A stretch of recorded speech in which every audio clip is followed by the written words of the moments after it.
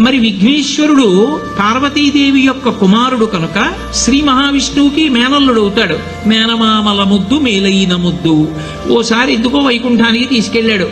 మేనల్లుడు కదూ, సంతోషంగా తీసుకెళ్లి అక్కడ సుదర్శన చక్రం పెట్టుకున్నాడు. ఇదేమిటో బాగుందని తీసి తొండంలో కింద పెట్టి మింగేశాడు. అయ్యబాబో, ఇది శత్రు సంహారకమైనటువంటి సుదర్శన చక్రం రా, దీన్ని మింగేశాడు పిల్లాడని ఎలా బయటికి తెప్పించాలో అర్థం కాక విష్ణువు మొట్టమొదట ఆ పిల్లాడి ముందు ఇలా చెవులు పట్టుకుని గుంజీలు తీశాడు. గుంజీలు తీస్తే మామయ్య అదేమిటి అంత విచిత్రంగా కిందకి మీదకి ఊగుతున్నామని పడిపడి పకపకా నవ్వాడు. ఆ నవ్వడంలో పొలమారి లోపల ఉన్న సుదర్శన చక్రాన్ని పైకి కక్కాడు. పైకి కక్కడానికి విష్ణువుకి సాధనంగా ఆనాడు గుంజీలు తీశాడు కనుక ఎవరు గుంజీలు తీస్తారో వాళ్ళని చూసి సంతోషించి అనుగ్రహిస్తూ ఉంటాడు.